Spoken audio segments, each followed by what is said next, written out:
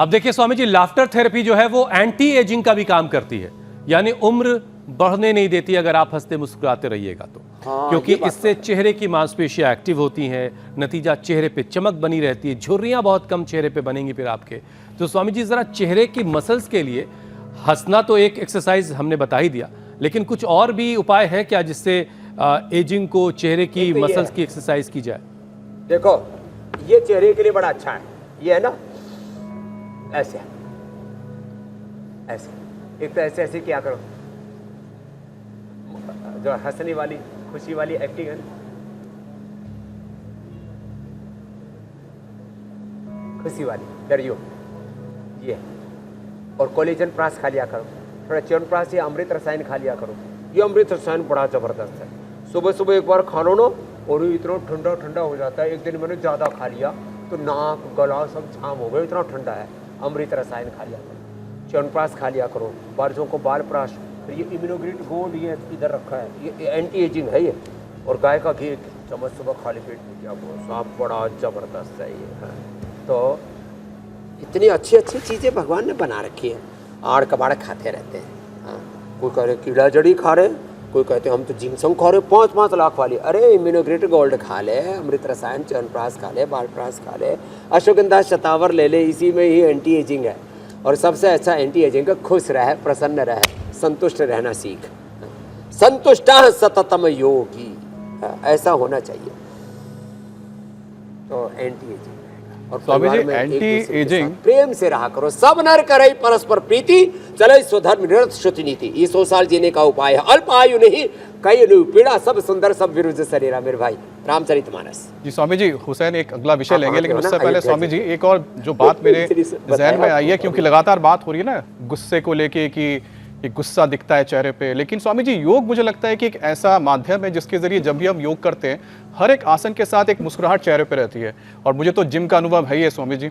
अब वहां पर जाइए तो ऐसा लगता है कि सामने से जो एक दूसरे की तरफ देखता है, ऐसा लगता है कि शायद वही मेरा प्रतिद्वंदी है, खा जाएगा। हाँ, खा जाएगा। अगर बात करेंगे तो अब भी लगता है कि एक चपेट मार देगा।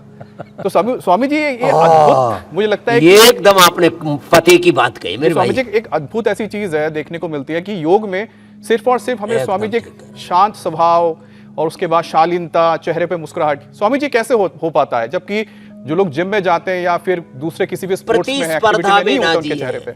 आत्म स्पर्धा में, आत्म उन्नयन में, आत्म उत्थान में, self inspiration, motivation, self realisation, collective realisation में, अपनी उन्नति में नहीं सबकी उन्नति में, सबकी प्रसन्नता में, सबकी खुशियों में, जिनको खुशी अनुभव होती है ना, सच में वही सच्चे इंसान है और वही सब धरती के भगवान है। तो ये जो आपने बात बताई है ना, ऐसी दृष्टि योग से मिलती है। इसलिए हमारे 7:56 वाले 8 AM योग क्लब के सदस्य हो जाना, फिर ये सब कुछ मिलेगा। नहीं तो संसार में चारों ओर से रोग, बीमारियां और राक्षस घात लगाए बैठे हैं, चारों ओर शत्रु। इसमें योग ही बचाएगा, इंडिया टीवी ही बचाएगा, इंडिया को, भारत को, सब दुनिया वासियों को, सबको खुशी मिलेगी। ये है सबकी खुशी का मंत्र। और कहीं झगड़ा हो रहा हो तो सामने वाले को मुस्कुरा के देखिए तो झगड़ा खत्म हो जाएगा। फॉर ऑल, ये रोज हम सिखाते हैं 7:56।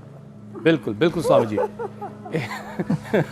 एक और स्वामी जी जरा बात आपसे समझ लें। देखिए, एक लेटेस्ट स्टडी में यह भी बताया गया कि 15 सेकंड अगर लगातार हंस लिया जाए तो उम्र जो है वो 2 दिन बढ़ जाएगी।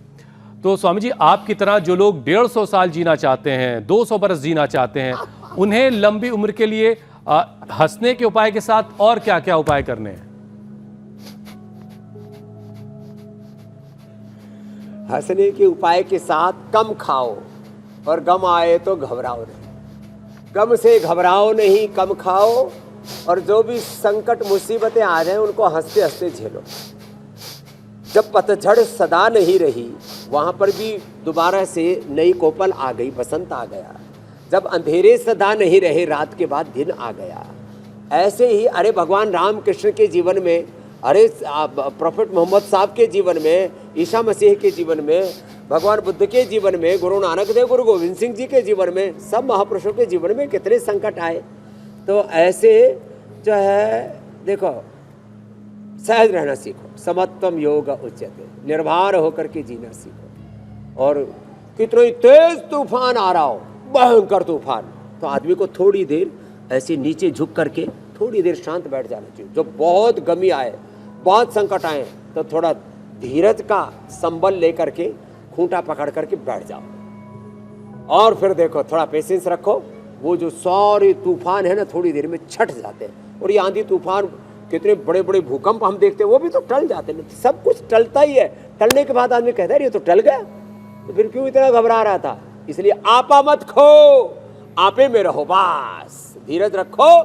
अपो दीपो भव, आत्म दीपो भव, यही मुझे तो सबसे अच्छा उपाय लगता है। इसी में जीता हूँ। और हमने भी हजारों लाखों संकट झेले और अभी भी झेल रहे हैं, लेकिन हम वो संकटों के बारे में बातें नहीं करते।